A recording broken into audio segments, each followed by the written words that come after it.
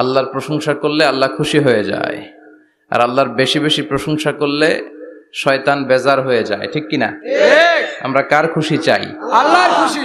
আর আমাদের মিশনই হচ্ছে শয়তানকে বেজার রাখা। চিল্লায় বলেন ঠিক কিনা? এজন্য সবসময় আল্লাহর প্রশংসা করতে রাজি আছেন তো? বেশি বেশি প্রশংসা যদি করা হয় আল্লাহ তাআলা তার উপর রাজি খুশি হয়ে যায়, তার উপর রহমতের বারিধারা আর বেশি বেশি বর্ষণ করতে শুরু করে। চিল্লায় বলেন ঠিক কিনা? বিষ্ণু ঈসা ইসলাম মসজিদে নববীতে সালাত আদায় করছেন। তিনি নামাজ শুরু করলেন, আল্লাহু আকবার, কেরাত পড়লেন, রুকু করলেন, রুকু থেকে উঠে পড়লেন সামি আল্লাহু লিমান হামিদা। পেছন থেকে সাহাবারা পড়ল রব্বানা ওয়ালাকাল হামদ। এক সাহাবী অতিরিক্ত বাড়িয়ে পড়ল হামদান কাসীরান তাইয়িবান মুবারাকান ফীহি। চারটা শব্দ অতিরিক্ত পড়ল। কয়টা? চারটা। এই সাহাবী ছাড়া আর কেউ এই চারটা শব্দ অতিরিক্ত পড়ে নাই। নামাজ শেষে বিষ্ণু ঈসা ইসলাম বললেন, কে অতিরিক্ত চারটা তাসবিহ বানিয়ে বানিয়ে পড়েছো যেটা আমি শিখাই নাই? আমি শুধু শিখিয়েছি রব্বানা ওয়ালাকাল হামদ, ও আল্লাহ প্রশংসা আপনার জন্য, প্রেজেস ফর ইউ, আপনার জন্য প্রশংসা, ও মাই লর্ড, এতটুকু শিখিয়েছি। ওয়ালাকাল হামদ, কিন্তু এরপরে অতিরিক্ত বললা কেন? হামদান কাসীরান তাইয়িবান মুবারাকান ফি। কে পড়েছো? দাঁড়াও। কেউ দাঁড়ায় না। বিশ্বনবী অভয় দিলেন, আমি কিচ্ছু বলবো না, দাঁড়াও। বিশ্বনবী যখন অভয় দিলেন, অভয় পেয়ে এক সাহাবী হাত তুলে দাঁড়ালেন, বললেন, ইয়া রাসূলুল্লাহ, আমি পড়েছি, আমারে মাফ করে দেন। বিশ্বনবী বললেন, কেন বললা? আমি তো শিখাই নাই। পেয়েছো কোথায়? সাহাবী বলল, ইয়া রাসূলুল্লাহ, রব্বানা ওয়ালাকাল হামদ মানে oh my lord, all praises to you, ও আল্লাহ সব প্রশংসা আপনার। তো আল্লাহর প্রশংসা যখন আমি করতে শুরু করি, অল্প করলে আমার পোষায় না, এজন্য আমি বাড়িয়ে বাড়িয়ে করি, বেশি বেশি করি। এটা আমার নিজ থেকে আমি বানিয়েছি। আমি বানিয়ে বানিয়ে পড়েছি হামদান কাসীরান তাইয়িবান মুবারাকান ফীহি। আমাকে মাফ করে দেন। বিষ্ণু বললেন, কোনো সমস্যা নাই, ভয় পেও না, চিন্তা করো না। তোমরা তো দেখোনি, আমি দেখেছি।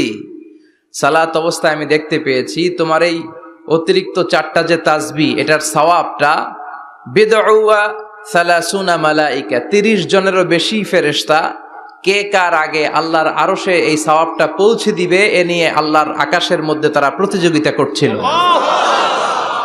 এজন্য আল্লাহর প্রশংসার দরকার আছে না নাই? ওয়া ইন তাউদ্দু নি'মাতাল্লাহি লা তুহসুহা। আল্লাহর নেয়ামতগুলো যদি গুনতে শুরু করে দাও, গুনে শেষ করা যাবে না। এজন্য বিষ্ণু বলেছেন, try to utilise the privilege. আল্লাহর দেয়া প্রিভিলেজ গুলো, চান্স গুলো, অপরচুনিটি গুলো তোমরা ব্যবহার করতে চেষ্টা করো। আল্লাহর এই রহমত বরকত গুলোকে কাজে লাগাও। ইগতানিম খামসান ক্বাবলা খামসিন, 5টা জিনিস আসার আগে গনিমত মনে করো, কাজে লাগাও, ইউটিলাইজ করো। Try to take the best out of it, এর সর্বোচ্চটা নেয়ার চেষ্টা করো। আমাদের মুসলিম উম্মার সবচেয়ে বড় সমস্যা হচ্ছে আমাদের যে ক্যাপাসিটি আছে, আমাদের যে মেধা আছে, আমাদের যেই প্রিভিলেজ গুলো আছে, এগুলোকে আমরা কাজে লাগাই না, ঠিক কি না? কিন্তু উন্নত বিশ্বে দেখবেন যার যতটুকু যোগ্যতা আছে সেটা সে মানবতার কল্যাণে, ইসলামের কল্যাণে কাজে লাগায়। মানবতার কল্যাণে কোনো যোগ্যতা বা কোনো কাজকে কাজে লাগানো, এটা অনেক বড় ইবাদত। সুবহানাল্লাহ পড়েন। সুবহানাল্লাহ। আমরা অনেকে মনে করি শুধু সালাত পড়া, রোজা রাখা, জিকির করা, সাদাকা দেয়া, চ্যারিটি দেয়া, এইটাই ইবাদত না। যে কাজ করলে আল্লাহ খুশি, যে কাজ করলে মানবতার কল্যাণ হয়, তার সবটাই ইবাদত। চিল্লায় বলেন ঠিক কিনা? একজন রাস্তা চিনে না, আপনি রাস্তায় দাঁড়িয়ে রাস্তা দেখিয়ে দিলেন, এটা ইবাদত। একজন অসুস্থ, আপনি তাকে ঋণ দিলেন, এটা ইবাদত। একজন মুমূর্ষু ব্যক্তিকে বাঁচানোর জন্য রক্তের দরকার, আপনি রক্ত দিলেন, এটাও ইবাদত। প্রাণীর প্রতি আপনি দয়া করলেন, এটা ইবাদত।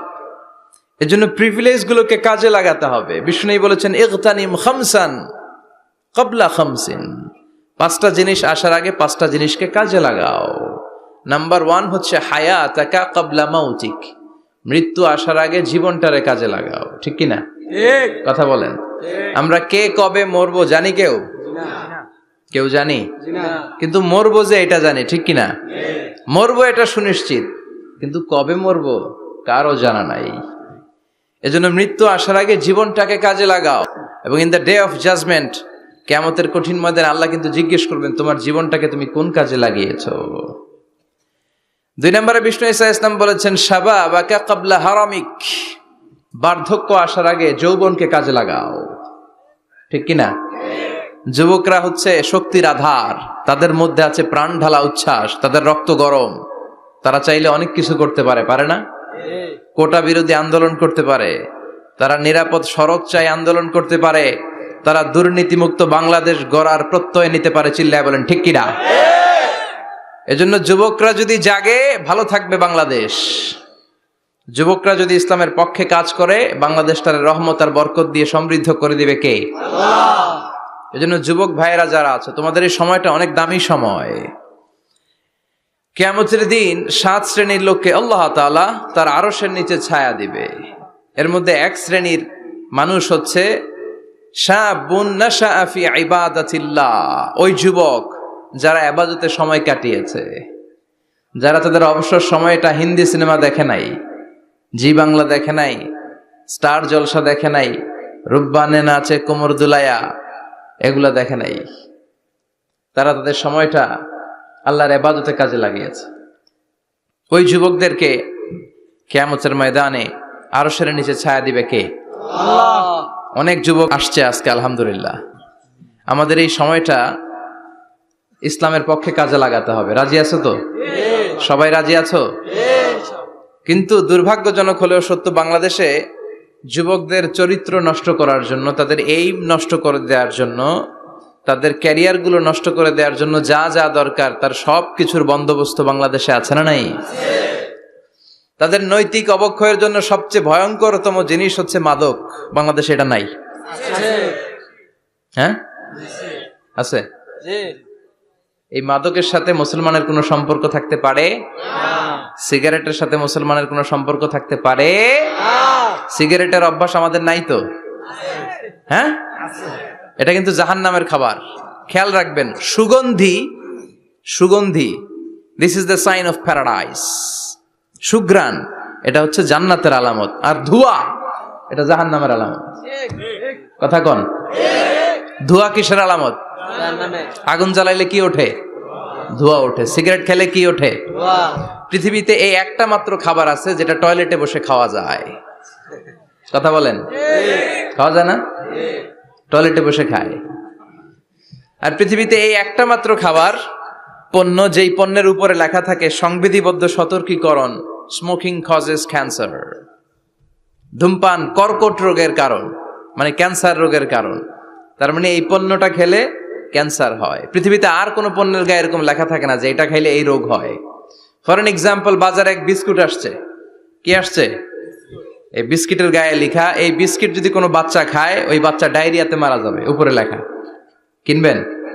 কথা বলেন, কি বলবেন? তোর বিস্কুট তুই খা, তোর বলা মরুক। কথা বলেন। কিন্তু সিগারেট এমন একটা পণ্য যেটার গায়ে লেখা থাকে যে এটা খেলে মানুষ মরে, তারপরও মানুষ খায়। সিগারেট হয় টোবাকো প্ল্যান্টস থেকে, তামাক পাতা থেকে। কোত্থেকে? নাগাইশা আছে নাকি? তামাকের চাষ টাস কমে গেছে না? এটাতে আবার বেড়াটেরা দেয়া লাগে না, কারণ ছাগলও মুখ দেয় না। কথা বলেন। তো যেটাতে ছাগলও মুখ দেয় না, এটা কি মুমিন বান্দা মুখ দিতে পারে? জোরে বলেন। এই ধোয়ার কারণে আপনার লাংস শেষ হয়ে যাবে। লাং যেটা দিয়েছে আল্লাহ, ফুসফুস, এটা শেষ।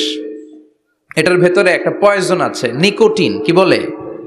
এই নিকোটিন আপনাকে শেষ করে দিবে। প্রতি বছর গোটা বিশ্বে এই নিকোটিনের কারণে হাজার হাজার মানুষ মরে যারা স্মোকিং করে।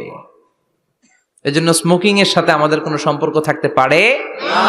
তো স্মোকিং তো অনেক পাতলা বিষয়। এখন স্মোকিং কে ছাড়িয়ে ইয়াবা, গাঞ্জা, মারিজুয়ানা, ফেন্সিডিল এগুলো আছে না নাই? এই যে কি একটা আসলো ইয়াবা, এটা পেঁয়াজের ভিতরেও পাওয়া যায়। মানে পেঁয়াজ ভেঙে এটার ভিতরে ইয়াবা নিয়ে আসে, আলু কাইটা ভিতরে ইয়াবা নিয়ে আসে, লাউয়ের ভিতরে ইয়াবা বইরা নিয়ে আসে। দেখা যায় লাউ কেটে দেখা যায় ইয়াবা আছে না নাই? এই ইয়াবা এতদিন ছিল ইউনিভার্সিটি লেভেলের ছেলেরা খেত, নেমে আসলো কলেজে, হাই স্কুলে, এখন প্রাইমারির ছেলেদের মধ্যেও ইয়াবা ঢুকছে। দেশ কোন ভয়ঙ্কর অবস্থায় দাঁড়িয়ে আছে, হুঁশ নাই আমাদের। আল্লাহ আমাদেরকে বোঝার তৌফিক দান করুক।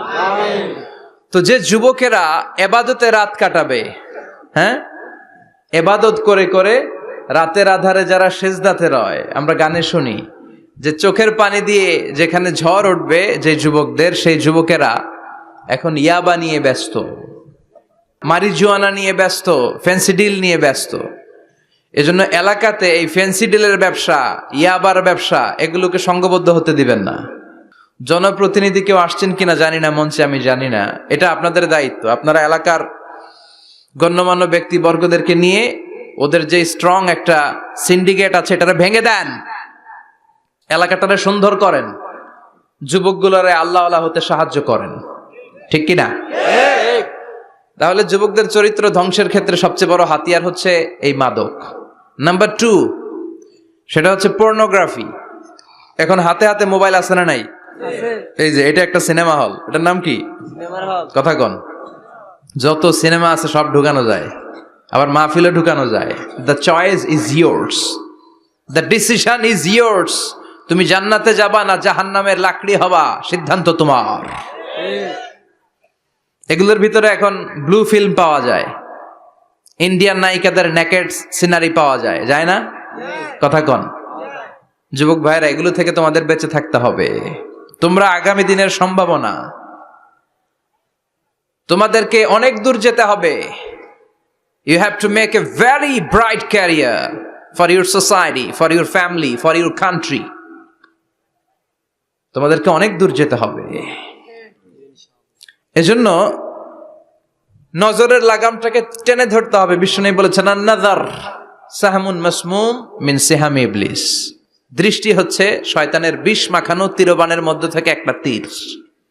এই তীর দিয়ে শয়তান যুবক আর যুবতী মেয়েদেরকে কাবু করে ফেলে, ঠিক কিনা? চিল্লায় বলেন ঠিক কিনা? এজন্য নজরটাকে হেফাজত করতে হবে। Zee Bangla, star Jalsha, Kiranmala, Hindi cinema, naked film, blue film, এগুলোর সাথে কোনো মুসলমান যুবকের সম্পর্ক থাকতে পারে না। আমাদের দেশের ছোট্ট ছেলে মেয়েরা মসজিদে গেলে আমরা তাড়িয়ে দেই না?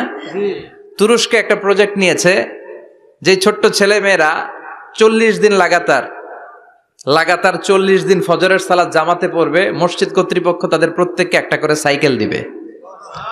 এখন পোলাপানগো ভিড়ে মুরব্বীরা প্রথম কাতারে জায়গাই পায় না। সুবহানাল্লাহ কইবেন না? হোয়াট এ অ্যামেজিং প্রজেক্ট, কি সুন্দর ইনিশিয়েটিভ, আমরাও চাইলে নিতে পারি, ঠিক কিনা? এরপর খুব সম্ভবত কুয়েতে বা কাতারে মসজিদ কমিটি আরেকটা প্রজেক্ট নিয়েছে, সেটা হচ্ছে ফজরের সালাতে মুসল্লিদের সংখ্যা খুব কম। মসজিদ কমিটি ঘোষণা দিয়েছে, যারা ফজরের নামাজে আসবে না, ফজরের নামাজে যেই পুরুষরা আসবে না, অর্থাৎ তাদের স্ত্রীরা তাদেরকে ফজরের সময় ডেকে দেয় না, এজন্য মসজিদের ফান্ডিং এ, মসজিদের টাকা দিয়ে ওই পুরুষগুলোকে দ্বিতীয় বিবাহের ব্যবস্থা করে দেয়া হবে। কথা বুঝতে পারছেন? খরচ মোহরানা সব মসজিদ কমিটির। সেকেন্ড ম্যারেজ প্রজেক্ট, দ্বিতীয় বিবাহ প্রকল্প। এই ঘোষণা দেওয়ার পর থেকে এরপরের দিন মসজিদ প্যাকআপ, সারা রাত কোনো মহিলা ঘুমাই না। আল্লাহু আকবার পড়েন। তো এই ইনিশিয়েটিভ গুলো কিন্তু আমাদের নেওয়া দরকার। পরিবর্তন হতে শুরু করেছে, এখন digital Bangladesh. Now we are launching the satellite.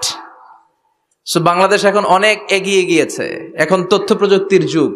কোনটা সহি কোনটা দঈফ একটা ক্লিকে আমরা পেয়ে যাই, ঠিক কিনা? আমরা যারা বক্তা, আমরাও কথা বলে ছাড় পাই না। ধরে হুজুর রেফারেন্স কি বলেন, আছে না নাই? তার মানে গণসচেতনতা শুরু হয়েছে।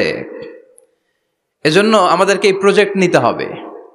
এই যে মাহফিল এটা হয়েছে, এটা কি কোনো এক ব্যক্তির ফান্ডিং এ হয়েছে? কথা বলেন। একজন 10 লক্ষ দিয়েছে 2 দিন ব্যাপী মাহফিল, এরকম না। এটা সবাই মিলে করেছি, সবাই মিলে, এরকম সবাই মিলে যুবকদেরকে বাঁচাতে হবে, সবাই মিলে একসাথে আল্লাহ আল্লাহ হতে হবে, সবাই মিলে একসাথে জান্নাতে ঢুকতে হবে। না গাইছে সবাই যদি আমরা জান্নাতে থাকি, ভালো লাগবে না? কিছু জান্নাতে কিছু জাহান্নামে, ভালো লাগবে? আমরা জান্নাতে গেলে একসাথে যাব ইনশাআল্লাহ। কয় না? চিৎকার করে পড়েন ইনশাআল্লাহ। তাহলে যুবকদেরকে শেষ করেছে মাদক, এই মাদক থেকে বাঁচতে হবে। যুবকদেরকে শেষ করেছে পর্নোগ্রাফি, পর্নোগ্রাফি থেকে বাঁচতে হবে। যুবকদেরকে শেষ করে দিয়েছে নোংরা ছাত্র রাজনীতি, আছে না নাই? টেন্ডারবাজি, চাঁদাবাজি, রাজনৈতিক দলগুলো এই যুবকদেরকে দিয়ে এই কাজগুলো করায়। ওনারা কিন্তু মাঠে নামে না। চিল্লায় বলেন। এই যে নির্বাচন পূর্ব সহিংসতা, এইখানে গাড়ি ভাঙচুর, ওইখানে জ্বালাও পোড়াও, এখানে আগুন দাও, ওইখানে সন্ত্রাসবাদ, এগুলো সব যুবকদেরকে দিয়ে করানো হয়। এজন্য নোংরা রাজনীতির এই প্যানেলকে ভেঙে দেন আপনারা। সুন্দর রাজনীতির প্রচলন শুরু করেন, বরকত দিবে কে? আপনাদের একটা শক্ত সিদ্ধান্তই পারে বাংলাদেশকে সোনার মদিনার রাষ্ট্রে পরিণত করতে। চিল্লায় বলেন ঠিক কিনা? তাহলে যুবকদের সবচেয়ে বড় সমস্যা কি? মাদক, তারপর পর্নোগ্রাফি, 3 নম্বরে নোংরা ছাত্র রাজনীতি, 4 নম্বরে লেট ম্যারেজ, আছে না নাই? কয় তুই নিজের পায়ে দাঁড়া। এতদিন কার পায়ে দাঁড়াইছে? কয় তুই নিজের পায়ে দাঁড়া আগে, তারপরে বিয়ে করবি। নো, টাইমলি ম্যারেজ ক্যাম্পেইন করতে হবে। যুবক হওয়ার সাথে সাথে সোসাইটির অর্থায়নে ওকে বিয়ের ব্যবস্থা করে দিতে হবে। বিষ্ণু ইসলাম বিয়েকে অনেক সহজ করেছেন, অনেক সহজ করেছেন। এক সাহাবী বললে, ইয়া রাসূলুল্লাহ বিয়ে করব। বিষ্ণু বললেন, হাল্লাকা সাদাক ইয়ানি মাহর, ডু ইউ হ্যাভ দ্য ডোরি? তোমার কি মোহর আছে? কারণ বিয়ে করলে তো মোহর দেয়া লাগবে। সাহাবী বলে, মোহর টোহর কিছু নাই। কি আছে? কয় আমার সে গরিব এই তল্লাটা কেউ নাই। বিষ্ণু বললেন, ও সাহাবী, কোরআনের কোন সূরা আছে কিনা তোমার কাছে? সাহাবী বলল, নবী কোরআনের অল্প কয়েকটা সূরা আমার মুখস্থ জানা আছে। এক যুবতী মেয়ে বলল, নবী আমি বিয়ে করব। বিষ্ণু বললেন, কোরআন জানো না কি? যুবতী বলে, না কোরআন আমি জানি না। বিষ্ণু বললেন, আমার কাছে ভালো একখানা পাত্র আছে, বিয়ে পড়িয়ে দিলাম। আর মেয়েটাকে বলল, মা তোমার স্বামীর কোনো টাকা নাই, পয়সা নাই, মোহরানা দেওয়ার মতো কিচ্ছু নাই, তুমি কোরআন জানো না, কিন্তু তোমার স্বামীর সিনার ভিতরে কোরআন আছে। তোমার কোরআন জানা নাই, প্রতি রাতে তোমার স্বামী তোমাকে কোরআন শিখায়া দিবে, সূরাগুলো মুখস্থ করায়া দিবে। তোমাকে যে তোমার স্বামী কোরআন শিখায়া দিবে, এটাই হলো রে মা তোর বিয়ের মোহর। স্বামী তোমার টিচার, সে তোমাকে কোরআন শিখাই দিবে, এটা তোমার বিয়ের মোহর। সহজ হয়ে গেল না? কথা বলেন। সবচেয়ে বরকতময় বিয়ে ওই বিয়ে যেই বিয়েতে খরচ কম। শুনতেছেন? হ্যাঁ, আমলের নিয়তে শুনেন। চেঞ্জ লাগবে, পরিবর্তন আনতে হবে আমাদের। ওই বিয়েটা সবচেয়ে বরকতের বিয়ে যেই বিয়েতে মোহরানা কম, যেই বিয়েতে খরচ কম, যেই বিয়ের ভেতরে ধুমধাম কম। ওই বিয়েটারে বরকত দিয়ে পরিপূর্ণ করে দেয় কে? ফাতিমা রাদিয়াল্লাহু তাআলা আনহার সাথে সাইয়েদনা আলীর বিয়ে হলো। ফাতিমাকে যে বিষ্ণু বললেন, আলী আমার কাছে এসে তোমার কথা বলেছে, তুমি কি রাজি? ফাতিমা কোনো কথা বলে না। আবার জিজ্ঞেস করা হলো, কথা বলে না। ফাসাকাতাত, চুপচাপ। 3 বার বিশ্বনবী জিজ্ঞেস করলেন, 3 বারই চুপচাপ। আসুকুতু নিসফুর রিদা, মেয়েদের চুপ থাকা সম্মতির অর্ধেক। জোরে কোন ঠিক কিনা? কি লজ্জাবতী নারী, কিছু বলেই না। তার মানে বাবা যেটা ডিসাইড করবে ওইটাই। ফাতেমার সাথে সাইয়েদনা আলীর বিয়ে হয়ে গেল। সামান্য কিছু কাপড় পেয়েছেন, সামান্য কিছু দিরহাম পেয়েছেন, সামান্য কিছু মোহরানার বিনিময়ে বিশ্বনবীর কন্যা সাইয়্যিদাতু নিসাই আহলিল জান্নাহ, সব নারীদের সর্দারিনী, যে ফাতেমা জান্নাতের দরজার ভেতরে ধাক্কা না দিলে কোনো নারী জান্নাতে প্রবেশ করতে পারবে না। সামান্য কিছু মোহরানার বিনিময়ে বিয়ে হয়ে গিয়েছে। কোন সুবহানাল্লাহ। এজন্য বিয়েটারে সহজ করার দরকার আছে না নাই? রাজি আছেন তো? বিয়েটাকে সহজ করতে হবে। এরপরে আরেকটা সমস্যা হচ্ছে বিবাহ বহির্ভূত সম্পর্ক। এটা যুবকদের মধ্যে এখন মহামারী আকার ধারণ করেছে। এখন গার্লফ্রেন্ড বয়ফ্রেন্ড আছে না নাই? সংক্ষেপে এগুলোর কি কয়? জিএফ, জিএফ আর বিএফ। নাগাইশে তো এগুলো ঢুকে নাই মনে এখনো। হ্যাঁ আছে, আছে। পিডায় আজকে সোজা করে দিয়ে দাম। গার্লফ্রেন্ড আছে কার কার দেখি? হ্যাঁ, ওই যে একটা হাত তুলছে, ওরে নোবেল প্রাইজ দেওয়া দরকার। যুবক ভাইয়েরা, এগুলো থেকে বেঁচে থাকতে হবে। তোমাদের এই উচ্ছ্বাস, তোমাদের এই শক্তি ইসলামের পক্ষে কাজে লাগাতে হবে। তাহলেই ওয়াশাবুন নাশা ফি ইবাদাতিল্লাহ, যেই 7 শ্রেণীর যুবক কিয়ামতের দিন আল্লাহর আরশের নিচে ছায়া পাবে, ওই যুবকদের অন্তর্ভুক্ত হওয়া যাবে। চিল্লায় বলেন ঠিক কিনা? আল্লাহ আমাদের যুবক ভাইদেরকে তুমি হেফাজত করো। তাহলে মৃত্যু আসার আগে বিশ্বনবী বললেন জীবন কাজে লাগাও, বার্ধক্য আসার আগে যৌবনকে কাজে লাগাও, অসুস্থ হওয়ার আগে সুস্থতাকে কাজে লাগাও। সুবহানাল্লাহ পড়ে। এরপরে বিশ্বনবী বললেন দারিদ্রতার কষাঘাত আসার আগে ধনাঢ্যতাকে কাজে লাগাও। 5 নম্বরে সব শেষে বিশ্বনবী বললেন ব্যস্ত হয়ে যাওয়ার আগে অবসরকে কাজে লাগাও। এগুলোকে কাজে লাগাতে রাজি আছেন? সবাই রাজি আছেন তো? রাজি আছেন সবাই? আল্লাহ তুমি তৌফিক দাও। চিল্লায় পড়েন আমিন। আর জোরে পড়েন আমিন। 2 দিন ব্যাপী তাফসীরুল কোরআনের মাহফিল, আজকে প্রথম দিন। অনেকে কথা বলেছেন আজকে। কারি আব্দুল কাইয়ুম মিয়া যে চমৎকার কথা বলছিলেন, আল্লামা কবির আহমদ কথা বলেছেন। কালকে সকালে আবার মহিলা সমাবেশও আছে। নারীদেরকে কোরআনের কথা বেশি বেশি শোনানো দরকার, কেননা বিশ্বনবী বলেছেন আর দুনিয়া কুল্লুহা মাতা ওয়া খায়রু মাতা'আদ দুনিয়া আল মারআতুস সালিহা। পৃথিবীতে যা দেখা যায় সব সম্পদ। সব কি সম্পদ? কথা বলেন। সব হচ্ছে অ্যাসেট, সব সম্পদ। আর এই সব সম্পদের মধ্যে সবচেয়ে দামি সম্পদ হচ্ছে সতী সাধী নারী। সুবহানাল্লাহ। বাড়িতে গিয়া এই জন্য নারীদেরকে ইসলাম শিখাতে হবে, কোরআন শিখাতে হবে। আল্লাহ তুমি তৌফিক দাও। আমিন। উত্তর নাগাইশ জামে মসজিদ সংলগ্ন আজকের এই প্রোগ্রাম, যারা এই প্রোগ্রামের অ্যারেঞ্জ করেছেন তাদেরকে আমি আন্তরিক শুভেচ্ছা এবং মোবারকবাদ জানাই। আয়োজনে হচ্ছে হিলফুল ফুজুল ইসলামী যুব সংগঠন। মাশাআল্লাহ, হিলফুল ফুজুল আছে এখানে না? যেখানেই হিলফুল ফুজুল ওইখানেই বরকত। বেশি না কম? আল্লাহ তোমাদেরকে কবুল করুক। আমিন। এই যুবকদেরকে আল্লাহ সাইয়েদনা হামজার মতো, ওমরে ফারুকের মতো কবুল করে নিক। আমিন। আমরা আরো জোরে পড়ে আমিন। আমিন। আসুন আমরা ফরমালি আল্লাহকে থ্যাঙ্কস জানাই যে আল্লাহ তাআলা এত চমৎকার পরিবেশে আমাদেরকে শীতকালে এই প্রোগ্রামগুলোতে আসার বসার তৌফিক এনায়েত করেছেন। আসুন হৃদয় নিংড়ানো মনের সবটুকুন ভালোবাসাকে উজাড় করে দিয়ে সিংহ শার্দুলের মতো গর্জন করে আকাশ বাতাস প্রকম্পিত করে মন প্রাণ বুক মুখ একসাথে করে দেহের সবটুকুন শক্তি গলার মাঝ বরাবর এনে চিৎকার করে আমরা পড়বো কালিমাতুশ শুকর আলহামদুলিল্লাহ। সবাই পড়েন রব্বানা লাকাল হামদ। রব্বানা লাকাল হামদ হামদান কাসীরান তাইয়িবান মুবারাকান ফীহি ইয়া রাব্বি লাকাল হামদু কামা ইয়ানবাগি লিজালালি ওয়াজহিকা ওয়া আযীমি সুলতানিকা লাকাল হামদু বিল ঈমান লাকাল হামদু বিল ইসলাম লাকাল হামদু বিল কুরআন। প্রশংসা করলাম কার? আল্লাহ। সব সময় প্রশংসা করবেন কার? আল্লাহ। খাওয়ার সময় আল্লাহ, ঘুমানোর সময় আল্লাহ, সিনেমা দেখার সময়।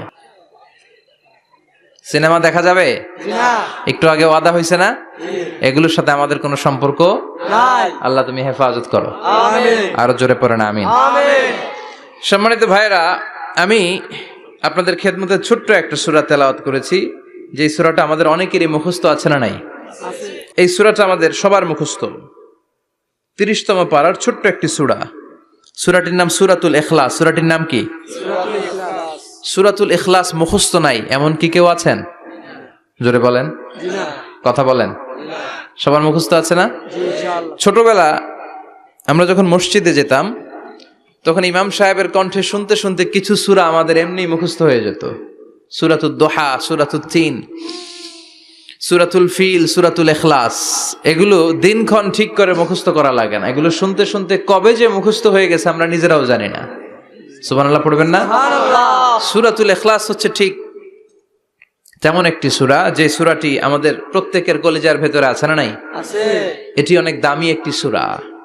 আমরা অনেক সময় অনেক জিনিসকে খুব তুচ্ছ মনে করি, জানা থাকার কারণে খুব ছোট মনে করি। আসলে ওগুলো ছোট নয়।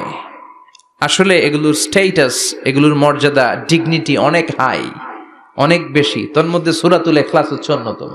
দেখতে ছোট কিন্তু মহিমা বেশি। বাংলাদেশে এক ধরনের ছোট মরিচ পাওয়া যায় না?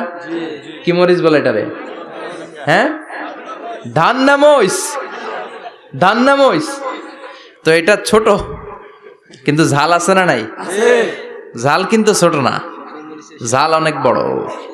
তো এই সূরাটাও এই ধান্না মরিচের মতো। ধান্না মরিচ যেমনি ছোট, এই সূরাটাও দেখতে ছোট কিন্তু এটার ঝাল বেশি, এটার বরকত বেশি, এটার মার্সি এন্ড ব্লেসিংস বেশি, এটার স্ট্যাটাস অনেক হাই।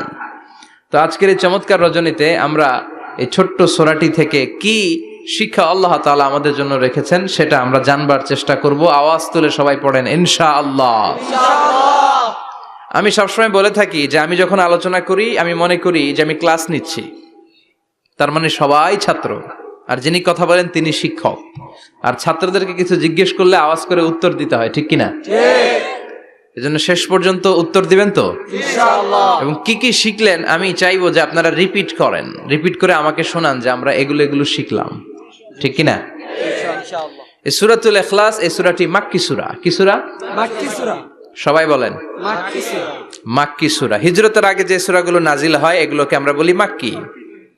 হিজরতের পরে যে সূরাগুলো নাজিল হয়েছে এগুলোকে আমরা বলি মাদানী। তার মানে এই সূরাটা নাজিল হয়েছে হিজরতের আগে না পরে? আগে। হিজরতের আগে নাজিল হয়েছে এই সূরাটি। এই সূরার আয়াত সংখ্যা মাত্র 4টি। কয়টি? 4টি। চিল্লায় বলেন কয়টি? 4টি। এই সূরাটি কোরআনের 112তম সূরা, ধারাক্রম অনুসারে 112 নম্বর সূরা। এই সূরায় শব্দ আছে 15টি, অক্ষর আছে 47টি। শব্দ কয়টা? 15টি। অক্ষর কয়টা? 47টি। আবার বলেন শব্দ 15। অক্ষর 47। অনেক মহিমান্বিত একটি সূরা, অনেক বরকতের একটি সূরা। মা বোনদের যাদের কানে আমার মাইকের আওয়াজ যাচ্ছে আপনারাও খেয়াল করে শুনেন। এই সূরাটির তাফসীর অত্যন্ত জরুরি তাফসীর। এই সূরাটির নাম হচ্ছে সূরাতুল ইখলাস, কিন্তু শুধু সূরাতুল ইখলাসই এই সূরার নাম নয়। এই সূরার আরো চমৎকার কিছু সুন্দর সুন্দর নাম আছে। এই সূরার একটা নাম হচ্ছে সূরাতুত তাওহীদ। কি নাম? চিল্লায় বলেন কি নাম? তাওহীদেরি মুর্শিদ আমার মুহাম্মাদের নাম বলো, মুহাম্মাদের নাম। আল্লাহর নাম জপলে বুঝতে পারি আল্লাহরই কালাম বলো, মুহাম্মাদের নাম। পড়েন সবাই। তাওহীদেরি মুর্শিদ আমার মুহাম্মাদের নাম বলো, মুহাম্মাদের নাম। আল্লাহর নাম জপলে বুঝতে পারি আল্লাহরই কালাম বলো, মুহাম্মাদের নাম। আল্লাহু আকবার। আল্লাহু আকবার। তার মানে এই সূরার একটা নাম হচ্ছে তাওহীদ। তাওহীদ মানে একত্ববাদ, ওয়াননেস অফ দ্য ক্রিয়েটর। স্রষ্টা যে একজন, এই ব্যাপারে আমাদের কোনো সন্দেহ আছে? না। কথা বলেন। না। আমাদের রব কয়জন? একজন। স্রষ্টা কয়জন? একজন। এজন্য সূরার নাম হচ্ছে সূরাতুত তাওহীদ। একত্ববাদের ধারণা, আল্লাহ যে একজন, এই কথাটা এই সূরার ভেতরে চমৎকার ভাবে বর্ণনা করেছে কে? আল্লাহ। আর তাওহীদের বিপরীত হলো শিরক। শিরক হলো ভয়ঙ্করতম একটা রোগের নাম। ক্যান্সারের অ্যান্সার হয়, শিরকের কোনো অ্যান্সার হয় না। জোরে বলেন ঠিক কি না? এজন্য আমরা যত ইবাদত করার জন্য নিয়ত করি, আল্লাহ প্রথমে বলেন শিরক করো কিনা আগে সেটা বলো।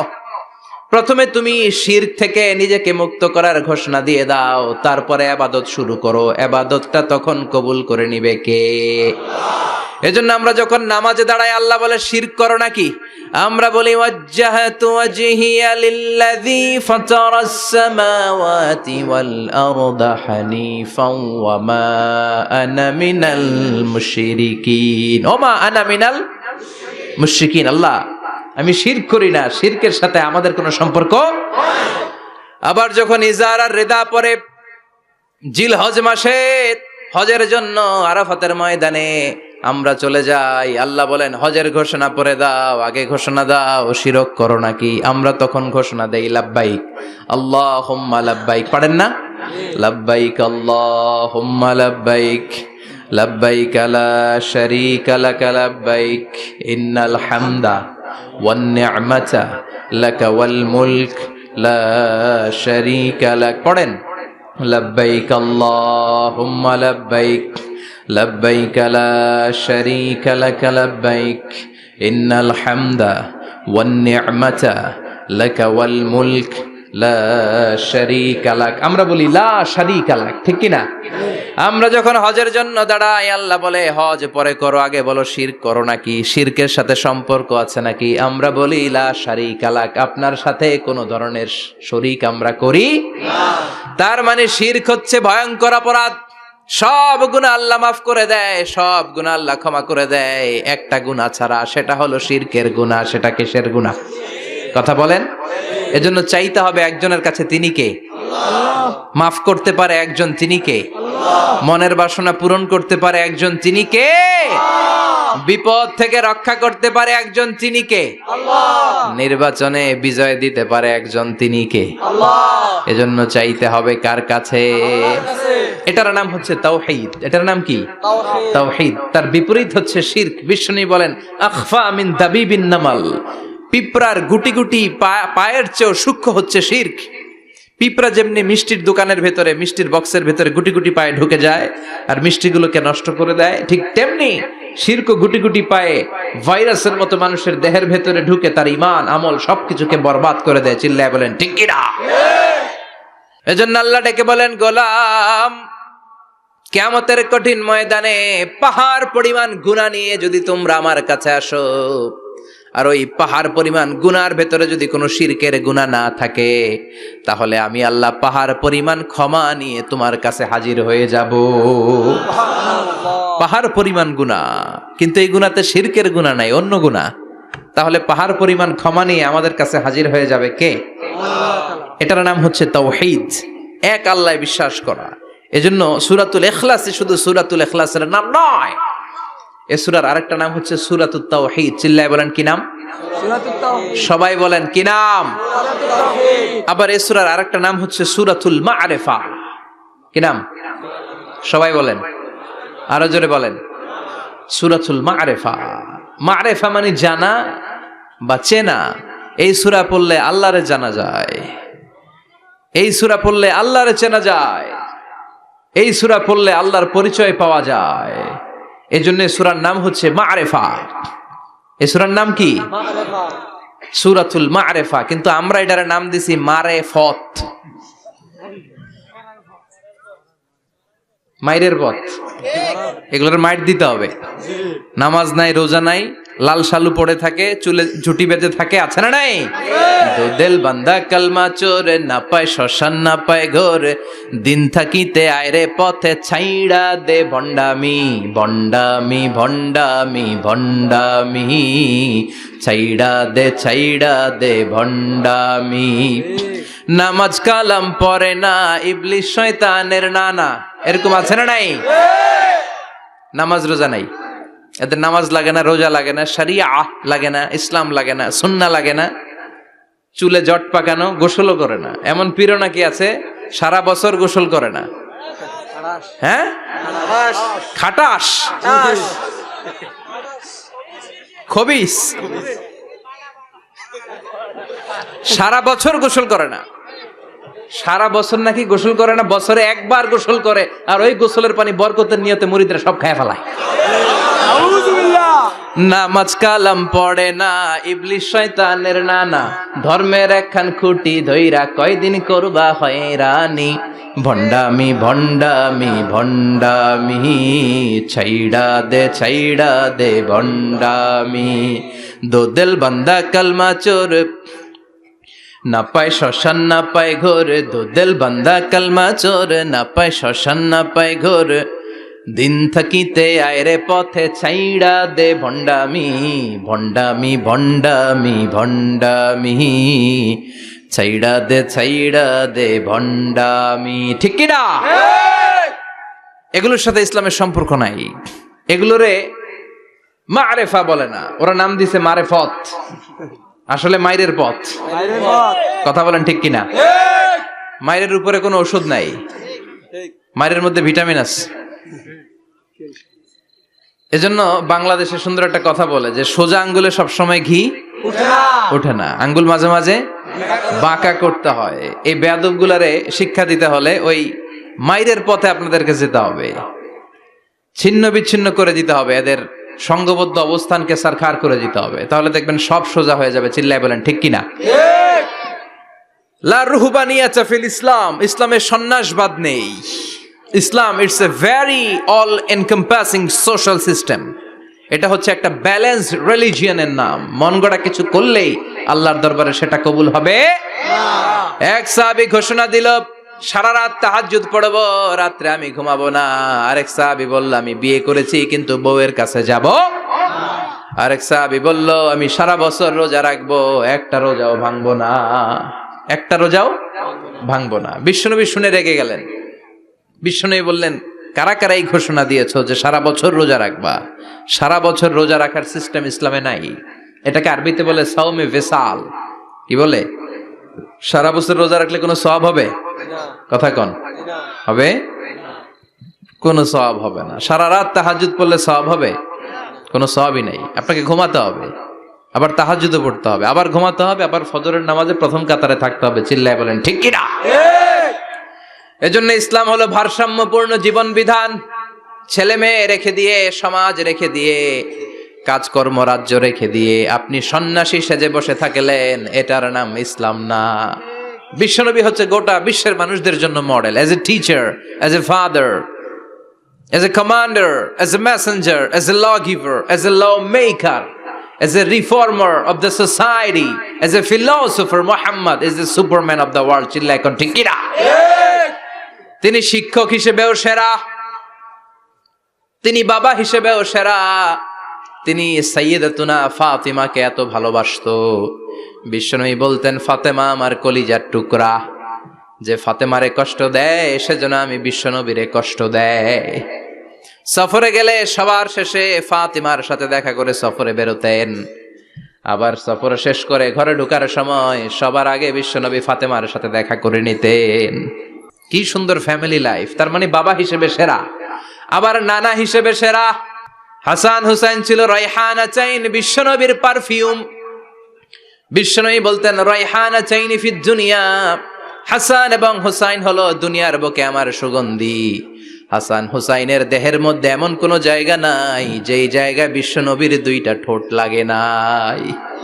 হাসান হুসাইনের দেহের প্রতিটা জায়গায় বিশ্বনবী চুমু দিয়েছেন। হাসান কোলে উঠলে হুসাইন উঠতে চাইতো, হুসাইন উঠতে চাইলে হাসান উঠতে চাইতো। বিশ্বনবীকে ঘোড়া বানিয়ে হাসান কাঁধে উঠতো, আবার হাসানকে নামিয়ে দিয়ে হুসাইন কাঁধে উঠতো। তার মানে নানা হিসেবে সেরা। জোরে বলেন ঠিক কিনা? নবী হিসেবে সেরা। বিশ্বনবীর সাথে গোটা বিশ্বের কোন নবীর কোন তুলনা চলে নাকি? কোনো তুলনা চলে না। সব দিক দিয়ে তিনি সেরা, সবার জন্য আদর্শ। এই জন্য ইসলাম হচ্ছে, it's a very balanced religion, ভারসাম্যপূর্ণ জীবন বিধান। আপনার যা মন চাইবে মারেফতের নামে আপনি চাইলেই করতে পারবেন। বিশ্বনবীর শেখানো সুন্নাহ পথে চললে অল্প করলেও এটাতে বরকত দিবে কে? অল্পতেও সওয়াব দিবে কে? এজন্য সূরার একটা নাম হলো সূরাতুল মা'রিফা। মা'রিফা মানে জানা বা চিনা। এই সূরা পড়লে আল্লাহরে জানা যায়, এই সূরা পড়লে আল্লাহকে চিনা যায়। চিল্লায় বলেন ঠিক কিনা? তার মানে দুইটা নাম জানলাম। একটা হচ্ছে সূরাতুত তাওহীদ। চিল্লায় বলেন কি নাম? সূরাতুত তাওহীদ। চিল্লায় কইছেন? চিল্লায় বলেন কি নাম? সূরাতুত তাওহীদ। দুই নম্বরে হলো সূরাতুল মা'রিফা। কি নাম? সূরাতুল মা'রিফা। তিন নম্বর হলো সূরাতুস সমাদ। সূরাতুল ইখলাসের আরেক নাম সূরাতুস সমাদ, কারণ সমাদ শব্দটা এই সূরার ভেতরে আছে না নাই? কুল হুয়াল্লাহু আহাদ আল্লাহুস সামাদ লাম ইয়ালিদ ওয়া লাম ইউলাদ ওয়া লাম ইয়াকুল লাহু কুফুয়ান আহাদ। তার মানে সমাদ কার নাম? চিল্লায় বলেন আল্লাহর নাম। সমাদ হচ্ছে আল্লাহর নাম। সমাদের বিপরীত হচ্ছে সনাম। সমাদ শব্দের বিপরীত কি? সনাম। সনাম মানে মূর্তি। সনাম মানে কি? স্ট্যাচু। সনাম মানে মূর্তি। বিশ্বনবীর জামানায় এক লোক মূর্তির ইবাদত করত, মূর্তিটারে সব সময় আদর করত, মূর্তিটারে সব সময় ভালোবাসতো, সোহাগ করতো, মূর্তির কাছে চাইতো। রাত্রিবেলা উঠে মূর্তির কাছে কেঁদে কেঁদে মনের দুঃখ বলতো আর জিকির করতো সনাম সনাম সনাম। আর সনামের বিপরীত কি? সমাদ।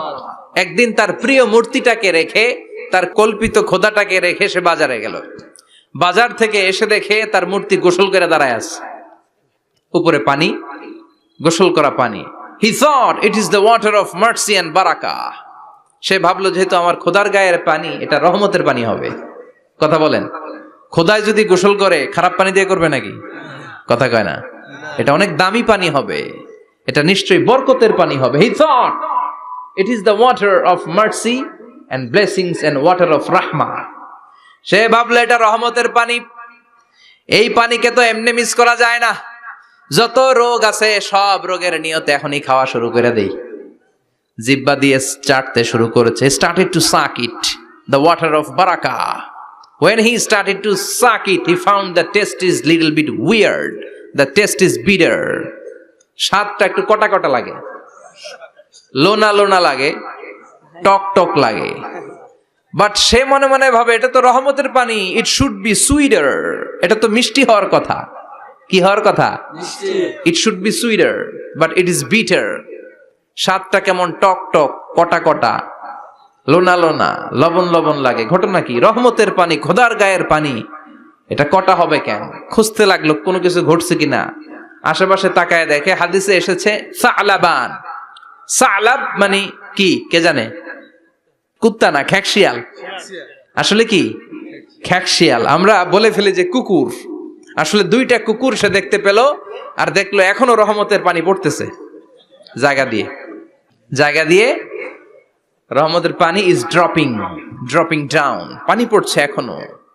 বুঝতে আর বাকি রইল না আসলে এটা রহমতের পানি না, এটা গজবের পানি। কথা বলেন। রেগে মেগে আগুন। ঘটনা কি? এতদিন ভাবতাম খোদা, এখন দেহি হুদা। রাতের ঘুম নষ্ট করে কত রাত কেঁদেছি, কত রাত মনের কথাগুলো তাকে আমি বলেছি, এখন দেহি হুদা। আগে ভাবতাম খোদা। আসলে তো এইটা আমার কিচ্ছু করতে পারবে না, এটার এখন সাইজ করার সময় আসছে। কথা কন। মূর্তিটাকে নিয়ে জমিনের মধ্যে আছড়াতে শুরু করলো, ভাঙতে ভাঙতে হাত আলাদা করলো, খোদার হাত পা সব আলাদা করে ফেলছে। খোদারে মাইরা সাইজ করে তুরজা করে ফেলাইছে। হাত পা, খোদার হাত পা নিয়ে বিশ্বনবীর কাছে চলে গিয়েছে, যে বলে আব্দুল্লাহর বেটা মোহাম্মদ, বড্ড ভুলের ভেতরে আমি ছিলাম। এই কল্পিত খোদা, এই মূর্তি আমারে কিছু করতে পারবে না, যে নিজেকে খ্যাকশিয়ালের পেশাব থেকে নিজের দেহটারে বাঁচাতে পারে না। এই খ্যাকশিয়ালের পেশাব থেকে যে নিজের রক্ষা করতে পারলো না, সে কিয়ামতের দিন কঠিন মুসিবতের কালে জাহান্নামের আগুন থেকে আমারে কেমনে বাঁচাবে? কেমনে বাঁচাবে? আমি আর এই কল্পিত খোদার ইবাদত করতে চাই না। আপনি আমাকে শাহাদা পড়িয়ে দেন। কি পড়িয়ে দেন? ঝিনুকের ভেতর লুকিয়ে থাকে যেমন মতি, ঝিনুকের ভেতর লুকিয়ে থাকে যেমন মতি, কলমা শাহাদাতে আছে আল্লাহর জ্যোতি, কলমা শাহাদাতে আছে আল্লাহর জ্যোতি। পড়েন সবাই। ঝিনুকের ভেতর লুকিয়ে থাকে যেমন মতি, ঝিনুকের ভেতর লুকিয়ে থাকে যেমন মতি, কলমা শাহাদাতে আছে আল্লাহর জ্যোতি, কলমা শাহাদাতে আছে আল্লাহর জ্যোতি। পড়েন আল্লাহু আকবার। এসে বলে আব্দুল্লাহর বেটা মুহাম্মদ, আর আমি এই কল্পিত মূর্তির ইবাদত করতে চাই না, আমারে পড়িয়ে দেন লা ইলাহা ইল্লাল্লাহু মুহাম্মাদুর রাসূলুল্লাহ সাল্লাল্লাহু আলাইহি ওয়াসাল্লাম। কালিমা পড়ে মুসলমান হয়ে গিয়েছে। তার মানে এই সূরার আরেকটা নাম হচ্ছে সূরাতুস সামাদ। তিনটা নাম আমরা শিখলাম এই সূরার। প্রথমে শিখেছি সূরাতুত তাওহীদ, 2 নম্বরে শিখেছি সূরাতুল মারিফা, 3 নম্বরে শিখেছি সূরাতুস সামাদ। এই সূরাটা অনেক ফজিলতপূর্ণ সূরা। বিশ্বনবী এই সূরাটাকে বড্ড বেশি ভালোবাসতেন। বিশ্বনবী সাল্লাল্লাহু আলাইহি ওয়াসাল্লাম ফজরের যে 2 রাকাত সুন্নাত, মাগরিবের যে 2 রাকাত সুন্নাত, এই সুন্নাত নামাজে এই সূরাটা পড়তেন। জোরে পড়েন সুবহানাল্লাহ। আবার যারা হজ উমরা করতে গিয়েছেন, তাওয়াফ করা লাগে, ফরজ তাওয়াফ আছে, নফল তাওয়াফ আছে, 7টা টার্ন করা লাগে। হাজরে আসওয়াদ থেকে শুরু করে আবার হাজরে আসওয়াদ পর্যন্ত 1 চক্কর, এরকম 7টা চক্কর দিলে হয় একটা তাওয়াফ। সব নবীরা, সব আল্লাহর ওলিরা, পৃথিবীর সব মুসলমানরা আল্লাহর এই ঘরকে কেন্দ্র করে তাওয়াফ করে। কোন সুবহানাল্লাহ। এবং তাওয়াফের এই ইবাদতটা পৃথিবীর শুধু ওই এক জায়গায় করা যায়। নামাজ পৃথিবীর সব জায়গায় পড়া যায়, ঠিক কিনা? মসজিদুল হারামেও পড়া যায়, বাংলাদেশেও পড়া যায়। জিকির আল্লাহর ঘরেও করা যায়, এখানেও করা যায়। দান ওখানেও করা যায়, এখানেও করা যায়। কিন্তু তাওয়াফের মতো ইবাদত, এটা কি সব জায়গায় করা যায়? নাগাইশে তাওয়াফ করতে পারবেন? সিঙ্গাপুরে পারবেন? আমেরিকায় পারা যাবে? পারা যাবে কোথায়? আল্লাহর ঘরকে কেন্দ্র করে মক্কাতুল মুকাররমাতে প্রতিদিন আল্লাহর ঘরের উপর 120টা রহমত নাজিল হয়। সিদ্দিন আলী তাইফিন, তার মধ্যে থেকে 60টা রহমত হচ্ছে যারা আল্লাহর ঘরকে তাওয়াফ করে তাদের জন্য। আরবাঈন লিল মুসাল্লিন, 40টা হচ্ছে যারা আল্লাহর ঘরের সামনে নামাজ পড়ে তাদের জন্য। 40 আর 60 মিলে 100, বাকি রইল কয়টা?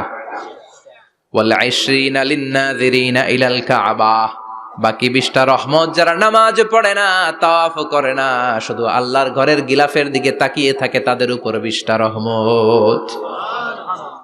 বিষ্ণু ঈসা ইসলাম তাওয়াফ করার পরে 2 রাকাত নামাজ পড়তে হয়। এই 2 রাকাত নামাজের দ্বিতীয় রাকাতে সূরাতুল ইখলাস পড়তেন, প্রথম রাকাতে পড়তেন সূরাতুল কাফিরুন। তাওয়াফের সালাতে প্রথম রাকাতে কোন সূরা?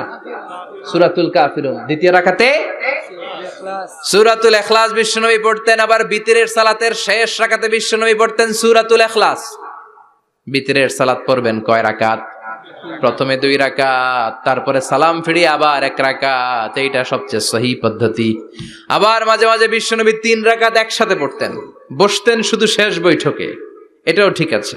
আবার আমরা যেটা পড়ি বাংলাদেশে, এটারও দলিল আছে, তবে আম দলিল, এটার খাস দলিল নাই, স্পেসিফিক দলিল নাই। বিষ্ণু বলেছেন তোমরা বিতরের নামাজকে মাগরিবের নামাজ থেকে আলাদা করে পড়ো। আমরা সেটাও করি, কারণ মাগরিবের নামাজে আমরা 3 রাকাতের পরে এরকম আল্লাহু আকবার বলে হাত উঠাই, তো আলাদা হয়েছে না? আবার আমরা আল্লাহুম্মা ইন্না নাস্তাইনুকা পড়ি, এটা কি মাগরিবের নামাজে পড়ি নাকি? তাহলে পার্থক্য আছে না নাই? তবে প্রথম 2টা বেশি শক্তিশালী। রাতে 2 করে নামাজ পড়বেন, সব শেষে আপনি 1 রাকাত পড়বেন। বিষ্ণু বলেছেন ইজআলু আখিরা সালাতিকুম ফিল লাইলি বিতরা, তোমরা রাতের শেষ নামাজটারে বিতরের নামাজ বানিয়ে দিও। সুবহানাল্লাহ পড়েন। এইজন্য যাদের তাহাজ্জুদের অভ্যাস আছে, তাহাজ্জুদের পরে পড়া সুন্নাত। যাদের তাহাজ্জুদের অভ্যাস নাই, এশার সালাতের পরে পড়ে ফেলবেন।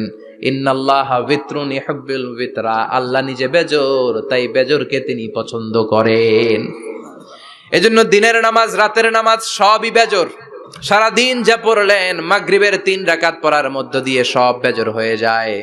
আবার রাতে 4 রাকাত 2 রাকাত করে যত নামাজ পড়লেন, শেষে 1 রাকাত বেতের দিয়ে বা 3 রাকাত বেতের দিয়ে সব বেজর হয়ে যায়। এই 3 রাকাত বেতের নামাজের সর্বশেষ রাকাতে বিশ্বনবী এই ছোট্ট সূরাটা পড়তেন। সুবহানাল্লাহ পড়বেন না? এই আমলগুলো মনে থাকবে সবার। আবার বিশ্বনবী বলতেন সূরাতুল ইখলাস সাধারণ সূরা না, এটা সুলুসুল কোরআন, 1/3 অফ দ্য বুক। কোরআনের 3 ভাগের 1 ভাগ। কোরআন 30 পারা। এই সূরা একবার তেলাওয়াত করলে 10 পারার সওয়াব হয়ে যায়। 2 বারে পড়লে 20 পারার সওয়াব হয়ে যায়। 3 বারে পড়লে 30 পারার সওয়াব হয়ে যায়। পড়েন সুবহানাল্লাহ। 1/3 এই পুরো কিতাবের 1/3, 1/3 অফ দ্য বুক, সুলুসুল কোরআন। একবার পড়লে 10 পারা, 2 বার পড়লে 20 পারা, 3 বার পড়লে 30 পারা। অনেক মুহাদ্দিসিন এবং মুফাসসিরিনরা বলে না, সুলুসুল কোরআন 1/3 অফ দ্য বুক দিয়ে বিশ্বনবী এটা বোঝায় নাই। বিশ্বনবী বুঝিয়েছে অন্য একটা জিনিস। সেটা কি? সেটা হচ্ছে পুরো 30 পারা কোরআনের কথাকে যদি আমাকে 3 শব্দে আপনি আমাকে বলতে বলেন যে হুজুর পুরো 30 পারায় আল্লাহ কি বলেছে, আমি বলবো তাওহীদ, রিসালাত, আখিরাত। এই 3টা কথা পুরো 30 পারা কোরআনের ভেতরে আল্লাহ তাআলা আমাদেরকে বলেছেন। তাই কোরআনের যে সূরারই তাফসীর আমি করি না কেন, সেখানে হয় তাওহীদ, নয় রিসালাত, নয় আখিরাতের কথা সেখানে আছে না নাই? এজন্য পুরো কোরআনের শিক্ষাটাকে প্রেসাইজ করলে, কনসাইজ করলে 3টা শব্দ দাঁড়ায়, তাওহীদ, রিসালাত, আখিরাত। যেহেতু সূরাতুল ইখলাসের ভেতরে তাওহীদের কথা আছে, তার মানে 3 ভাগের 1 ভাগ কথা আছে না নাই? সুবহানাল্লাহ পড়েন। সুলুসুল কোরআন 1/3 অফ দ্য বুক। একবার পড়লে 10 পারা, 2 বার পড়লে 20 পারা, 3 বার পড়লে পুরো কোরআনের খতম। কিংবা যে 3টা মেসেজ আল্লাহ দিতে চেয়েছেন পুরো কোরআন দিয়ে, তার একটা এই সূরার ভেতরে আছে না নাই? চিল্লায় বলেন। আবার বিশ্বনবী মদিনাতে হিজরতের আগে কোবা পল্লীতে মসজিদ বানালেন, মসজিদে কোবা। হজ করতে গেলে, উমরা করতে গেলে লোকজন এই মসজিদটাতে বড্ড ভিড় করে, কারণ বিশ্বনবী প্রতি সপ্তাহের শনিবার এই মসজিদে যেতেন। কি বার? কথা বলেন। এজন্য মদিনাতে গেলে শনিবারে জিয়ারাত করা সুন্নাত। শনিবারে, প্রতি শনিবারে বিশ্বনবী মসজিদে নববী থেকে হেঁটে হেঁটে হেঁটে হেঁটে এই মসজিদে কোবায় যেতেন। এবং বিষ্ণু বলেছেন যারা ঘর থেকে ওযু করে এই মসজিদে কুবায় যে 2 রাকাত নামাজ পড়বে, একটা কবুল উমরা হজের সওয়াব আল্লাহ তার আমলনামায় দিয়ে দিবে। এই মসজিদে কুবা মসজিদের জন্য বিশ্বনবী একজন ইমাম নির্ধারণ করলেন। ইমাম সাহেবকে বললেন, যাও তুমি নামাজ পড়াও।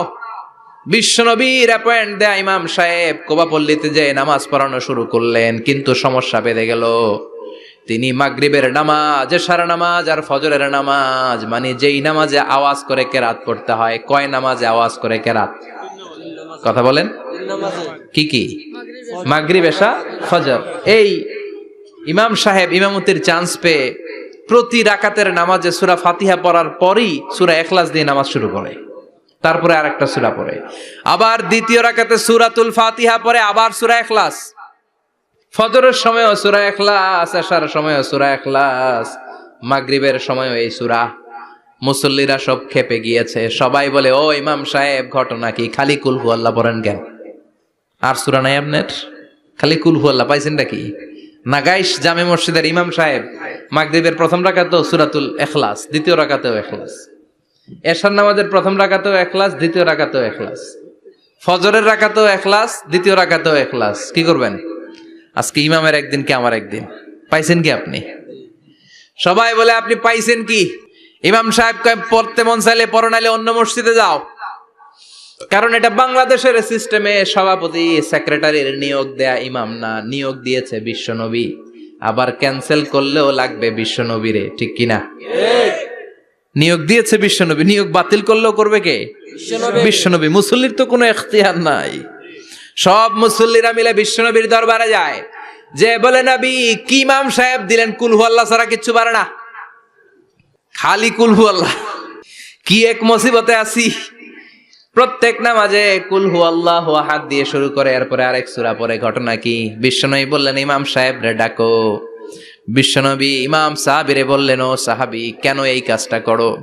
তোমার মুসল্লিরা বলে প্রতি রাকাতে কেন কুল হু আল্লাহ দিয়ে শুরু করো, ঘটনাটা কি? অন্য সূরা পড়ো না কেন?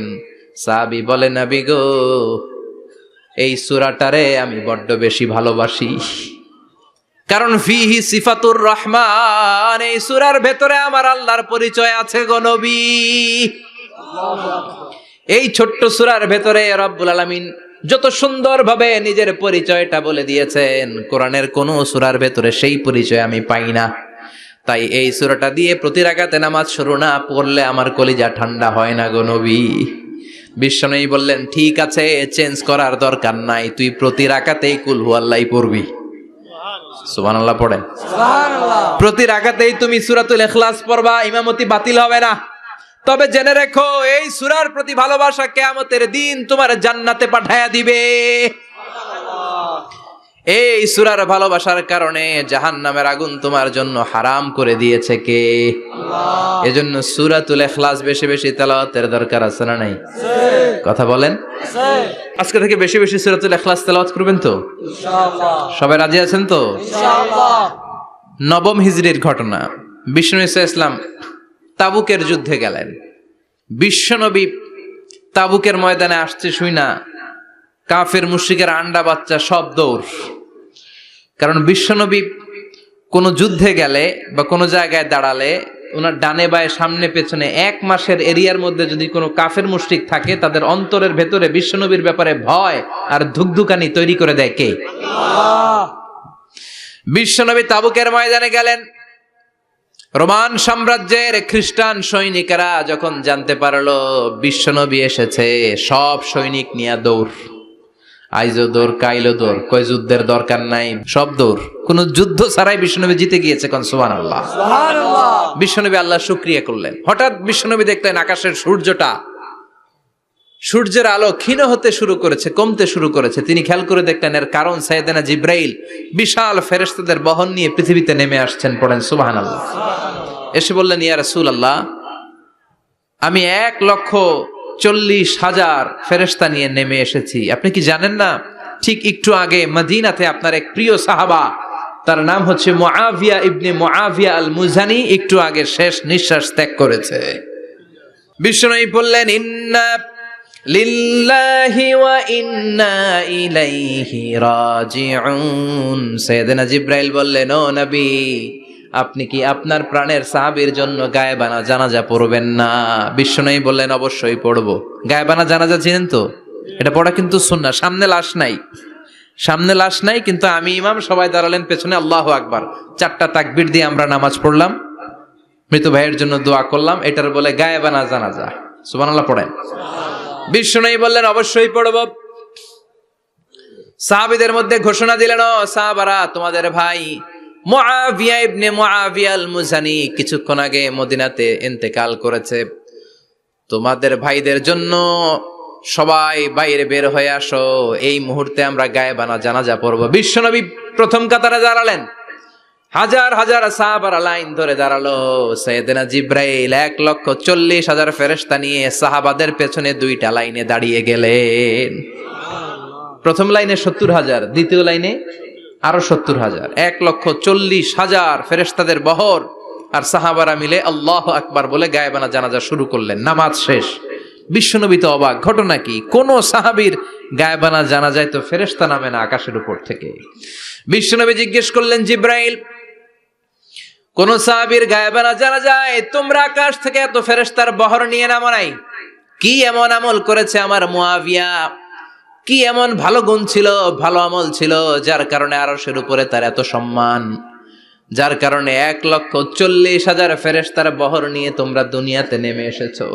সাইয়েদনা জিব্রাইল বললেন, নবী, তেমন কোনো বড় আমল নয়, ছোট্ট একটা আমল, কিন্তু আমলটারে ভালোবেসেছে কে? আপনার এই প্রিয় সাহাবী হাঁটতে বসতে চলতে ফিরিতে সব সময় পড়তো কুল হুয়াল্লাহু আহাদ আল্লাহুস সামাদ লাম ইয়ালিদ ওয়া লাম ইউলাদ ওয়া লাম ইয়াকুল লাহু কুফুয়ান আহাদ। পড়েন আল্লাহু আকবার। আল্লাহু আকবার। এজন্য বেশি বেশি সূরাতুল ইখলাস তেলাওয়াত করতে রাজি আছেন তো? ইনশাআল্লাহ। মনে থাকবে? বিষ্ণু ঈসা ইসলাম প্রতিদিন ফজরের নামাজের পরে, মাগরিবের নামাজের পরে, ওয়া ইনদামা ইয়ামশি ইলা ফিরাশিহি, রাতে যখন বিছানায় যাবেন, এই 2 হাতকে একত্রিত করে সূরাতুল ইখলাস পড়তেন, সূরাতুল ফালাক পড়তেন, সূরাতুন নাস পড়তেন, পড়ে হাতে ফু দিতেন। সহিহ হাদিস। ফু দিয়ে এই ফু দেওয়া হাতটা সারা দেহের মধ্যে ইয়াবদাউ বিহিমা রাসাহু, মাথা থেকে শুরু করে পা পর্যন্ত এভাবে মেসেজ করে দিতেন, মালিশ করে দিতেন। সুবহানাল্লাহ পড়েন। This is a protection you take from your lord, from all the bad eyes, evil eyes, সব হিংসুকের চোখ থেকে, হিংসা থেকে, সব জাদুটোনা থেকে, সব ব্ল্যাক ম্যাজিক থেকে আপনি প্রোটেকশন চাইলেন কার কাছে? আল্লাহর কাছে। সকালবেলা যদি এই 3টা সূরা পড়ে ফু দেন, এটাকে আরবিতে বলে কুল আস-সালাসা, কারণ এই 3টা সূরা শুরুতেই কুল আছে না নাই? আছে। কুল হুয়াল্লাহু আহাদ, কুল আউযু বিরাব্বিল ফালাক, কুল আউযু বিরাব্বিন নাস। এজন্য 3টাকে আরবিতে বলে কুল আস-সালাসা, মানে 3 কুল। কি বলে? 3 কুল। সূরাতুল ইখলাস, সূরাতুল ফালাক, সূরাতুন নাস। ফজরের পরে, মাগরিবের পরে আর বিছানায় যাওয়ার সময় 2 হাত একত্রিত করে ফু দিবেন, সারা গায়ে মেসেজ করবেন। মনে থাকবে? আজকে থেকে মনে থাকবে তো? কালকে থেকে এটার আমল করা যাবে না? আবার মা এসে বলতেন, আমার যদি স্বাস্থ্য খারাপ লাগতো, নবীর কাছে দোয়া চাইতে যাইতাম, বলতাম, নবী স্বাস্থ্যটা খারাপ, কি করব? বিশ্বনবী বলতেন, তুমিও সূরাতুল ইখলাস, সূরাতুল ফালাক, সূরাতুল নাস পড়ে হাতের মধ্যে ফু দিয়ে সারা দেহে মালিশ করে দাও। সুবহানাল্লাহ পড়েন। সুবহানাল্লাহ। বিশ্বনবীর প্রতিদিনকার একটা আমল, দৈনন্দিন একটা আমল। আবার বিশ্বনবী একবার সিজদায় পড়ে আছেন, হঠাৎ করে লাদাগাতহু আকরাব, একটা বিচ্ছু পোকা বিশ্বনবীকে কামড় দিল। এটাও সহিহ হাদিস। প্রচন্ড ব্যথা।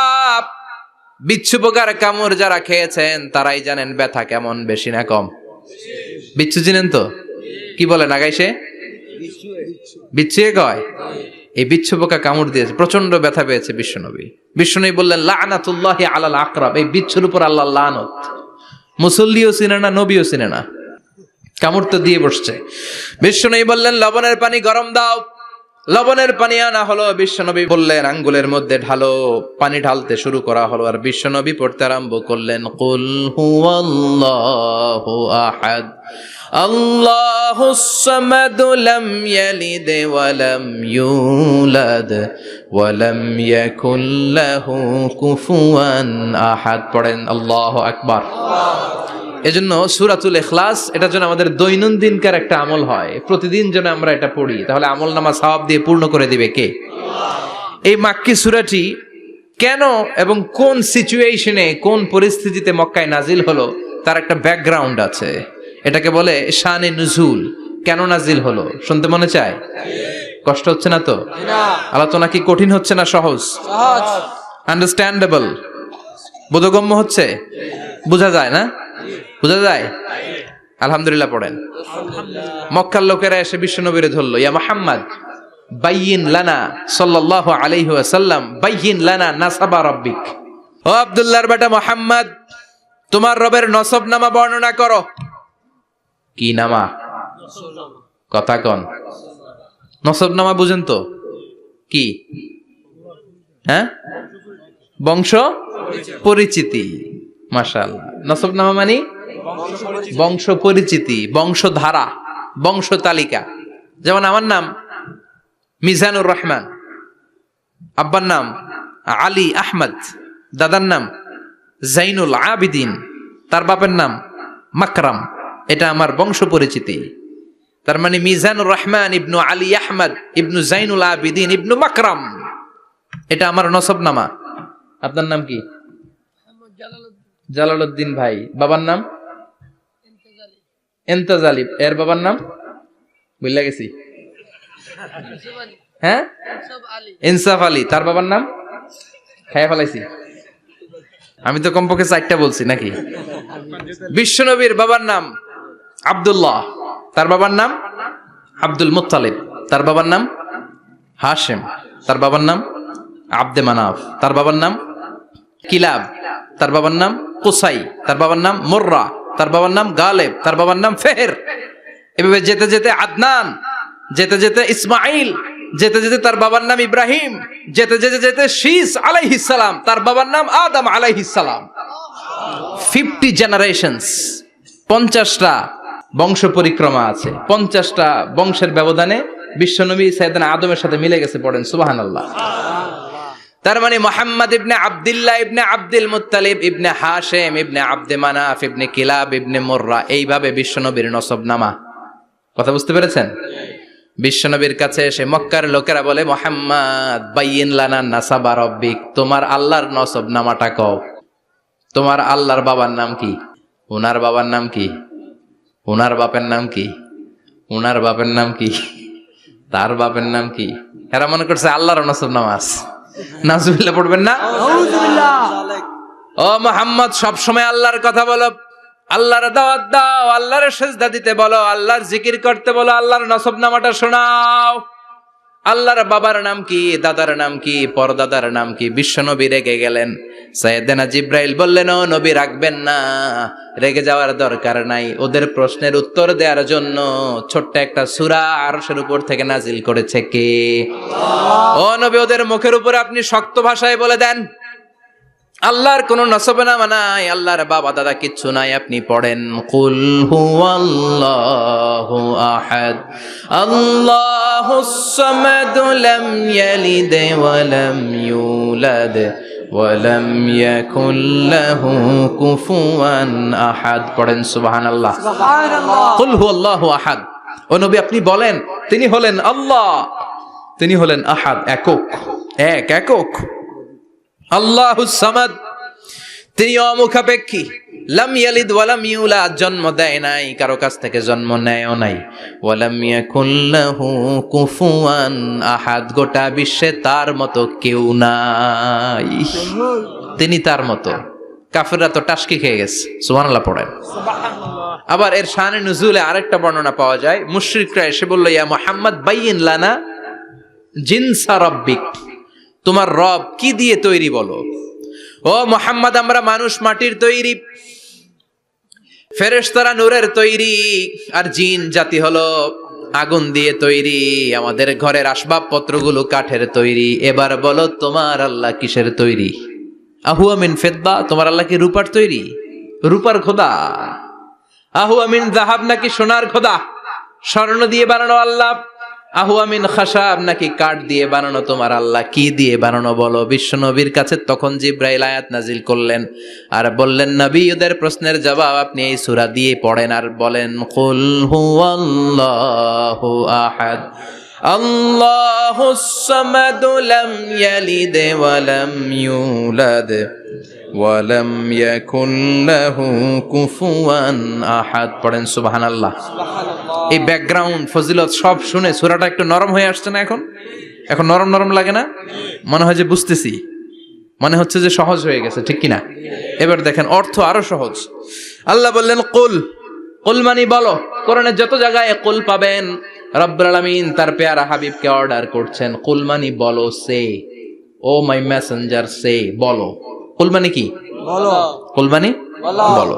হে নবী, আপনি বলেন, হুয়াল্লাহ, তিনি হচ্ছেন আল্লাহ, আর তিনি হচ্ছেন আহাদ, অদ্বিতীয়, এক এবং একক, অদ্বিতীয়। তাহলে প্রথমে বলতে বললেন, ও নবী, আমার সব পরিচয় দেওয়ার আগে আগে নামের পরিচয় দেন। জোরে কোন ঠিক কিনা? আগে ওদের বলে দেন, আমার নাম হলো আল্লাহ। আমার নাম কি? আল্লাহ। কুল হুয়াল্লাহ। নবী, আপনি বলেন, তিনি হলেন আল্লাহ। তিনি কে? আল্লাহ বলছেন, ইন্নানি আনাল্লাহু লা ইলাহা ইল্লা আনা ফা'বুদনি ওয়া আকিমিস সালাতা লিযিকরি। ইন্নানি আনাল্লাহ, আমি হলাম আল্লাহ। তিনি কে? আল্লাহ। জোরে বলেন। আল্লাহ। আল্লাহর নামটা মুখে নিতে কেমন লাগে? আল্লাহর নামটা ডাকতে ভালো লাগে? সবার ভালো লাগে? প্রাণ ভরে যায়? হৃদয় শীতল হয়? ঠান্ডা ঠান্ডা লাগে ভেতরে? তাহলে চিৎকার দিয়ে আল্লাহর ডাক দেন, বলেন আল্লাহ। আর জোরে আল্লাহর ডেকে বলেন, ইয়া আল্লাহ। গলা ফাটিয়ে ডাক দেন, বলেন আল্লাহ। আল্লাহ বললেন, আমার প্রথম পরিচয় হলো আমি আল্লাহ, আমার নাম হলো আল্লাহ। আল্লাহর নাম রাখছে কে? আল্লাহ। কথা কন। আল্লাহ। আমার নাম রাখছে আমার বাবা, আপনার নাম রাখছে আপনার দাদা। কিন্তু আল্লাহর বাবা আছে নাকি? না। থাকলে রাখতো, দাদা থাকলে দাদায় রাখতো। কিন্তু আল্লাহর কি বাপ আছে? দাদা না না। আল্লাহর পিসা বুজুর আছে? না। অনেকের নাম পিসা বুজুরে রাখে, আছে না নাই? আছে। দোয়ার জন্য, হুজুর আমি আপনার মুরিদ, হুজুর আমার একটা ছেলে হয়েছে, আপনার নাম রাখা দেন।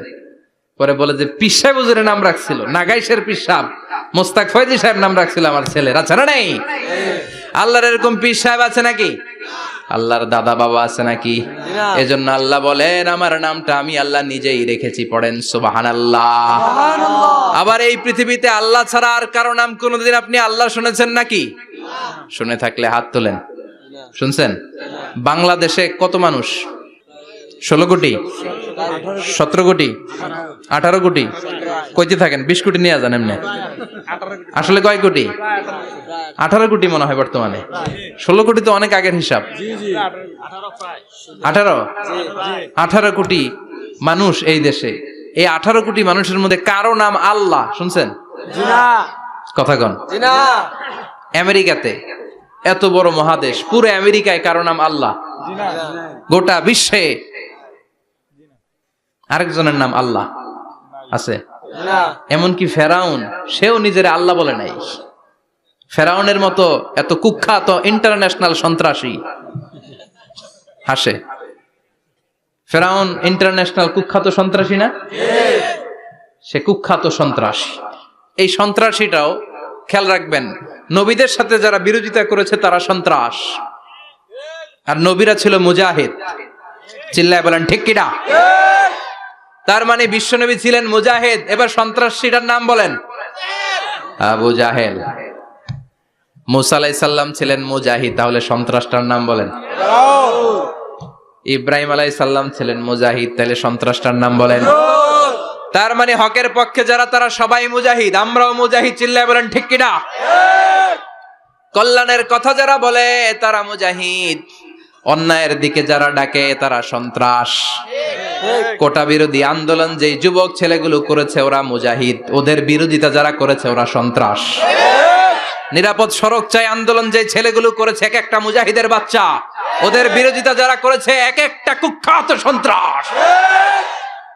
এজন্য হকের পক্ষে যারা থাকবে, ইসলামের পক্ষে যারা থাকবে, ন্যায় নীতি সাম্যের পক্ষে যারা থাকবে তারা মুজাহিদ, বাই ডিফল্ট এগুলো মুজাহিদ। চিল্লায় বলেন ঠিক কিনা?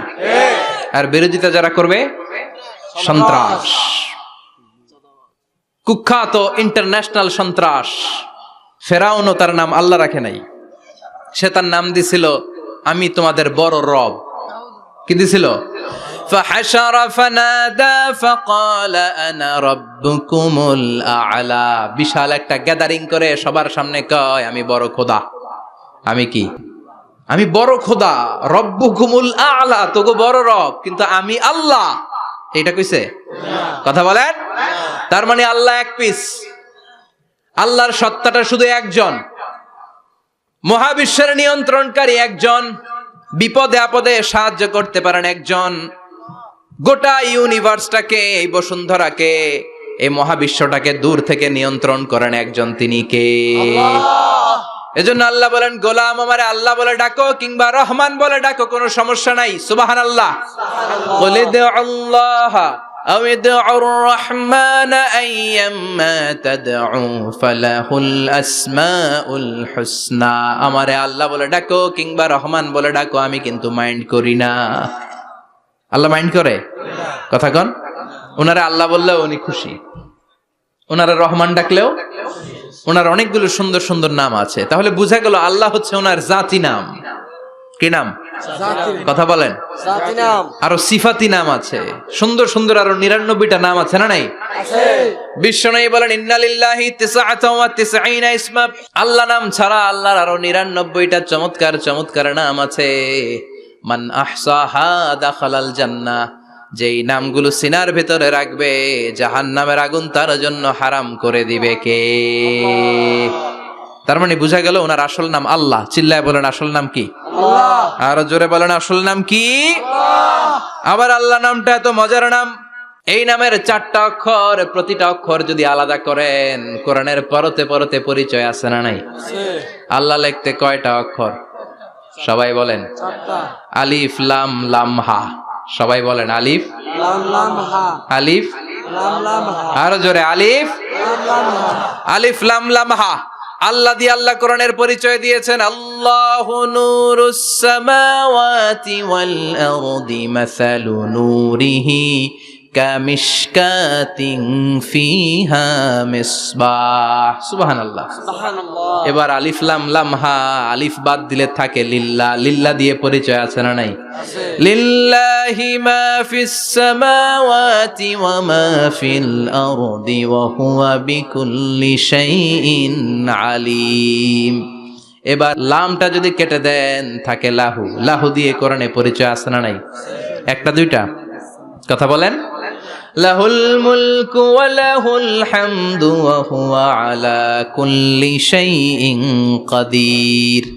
এবার লাহুর লামও যদি বাদ দিয়ে দেন থাকে হু। হু দিয়ে কোনো পরিচয় টরিচয় নাই, এটা দিয়ে পরিচয় আছে।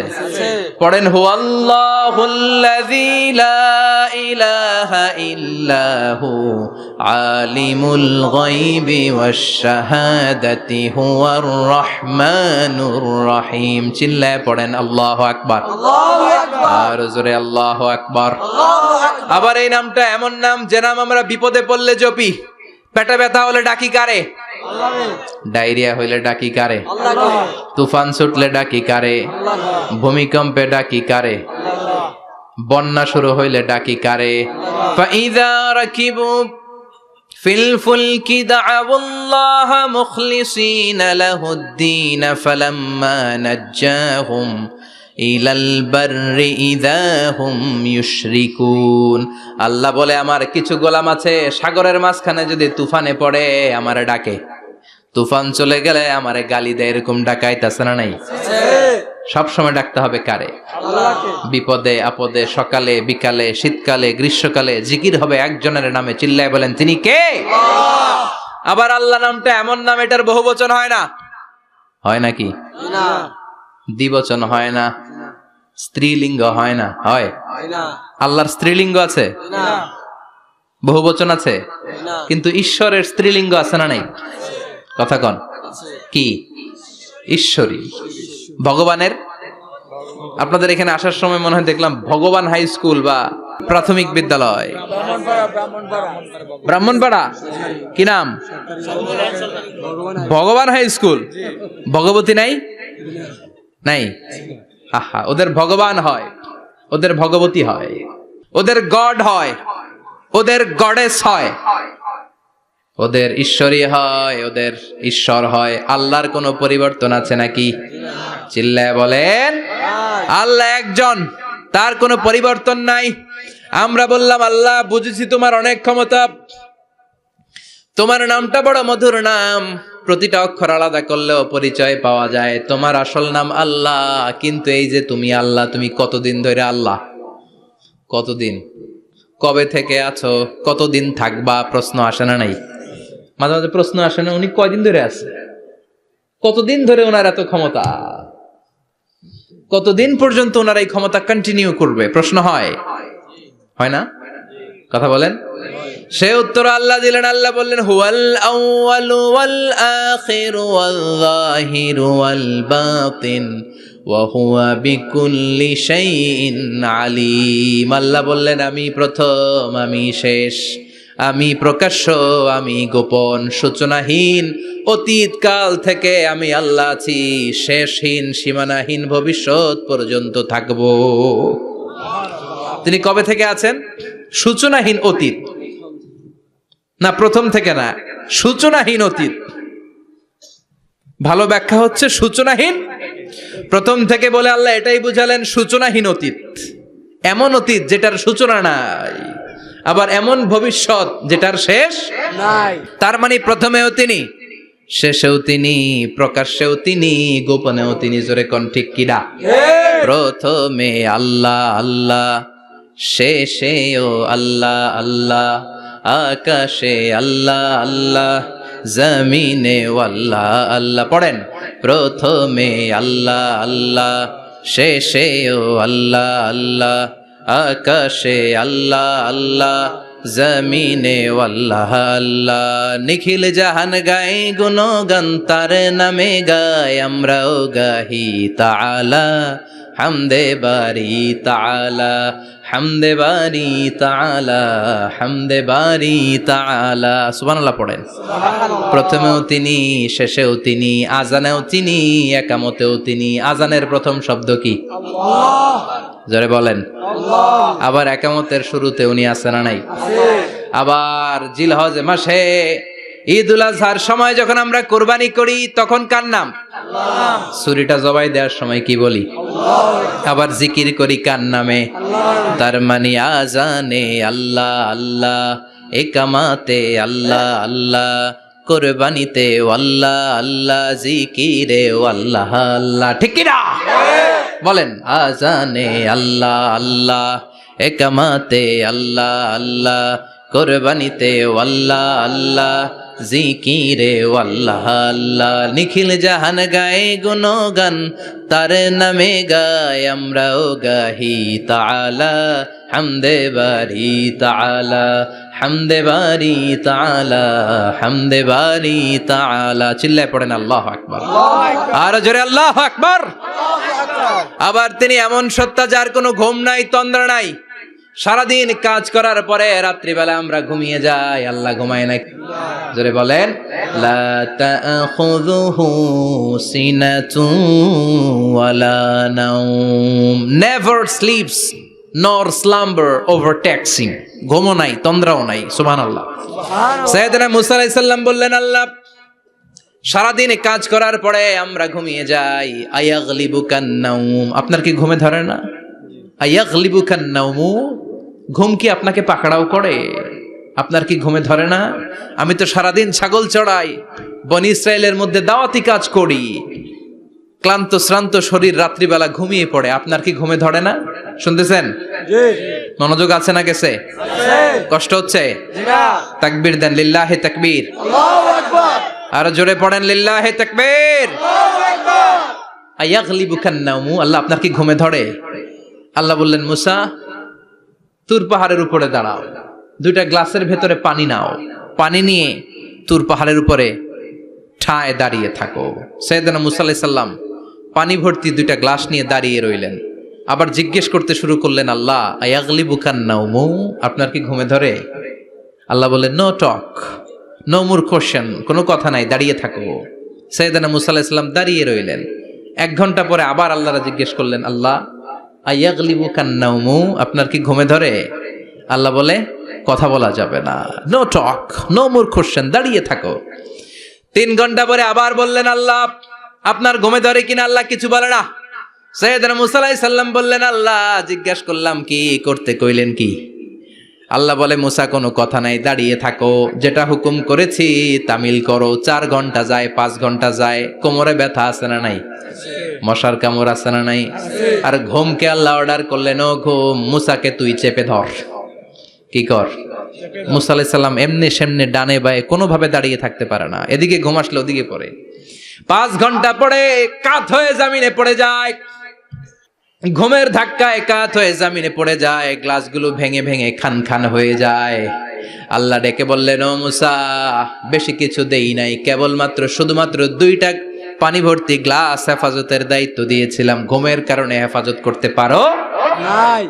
মাত্র 2টা গ্লাস, ঘুমের কারণে বাঁচাতে পারো নাই। আমি যদি এরকম ঘুমিয়ে যেতাম, চন্দ্রের সাথে সূর্য লেগে, সূর্যের সাথে আরেকটা গ্রহ লেগে, মহাবিশ্বের সব কিছু এরকম গ্লাসের টুকরার মতো খান খান হয়ে যেত। লা তাখুযুহু সিনাতুন ওয়ালা নাওম, আল্লাহর ঘুম নাই।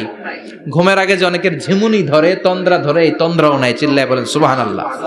তাহলে আল্লাহর ঘুম নাই, আল্লাহর তন্দ্রা নাই, আল্লাহর আগে কেউ নাই, আল্লাহর পরে কেউ নাই। তিনিই প্রথম, তিনিই শেষ, তিনিই প্রকাশ্য, তিনিই গোপন।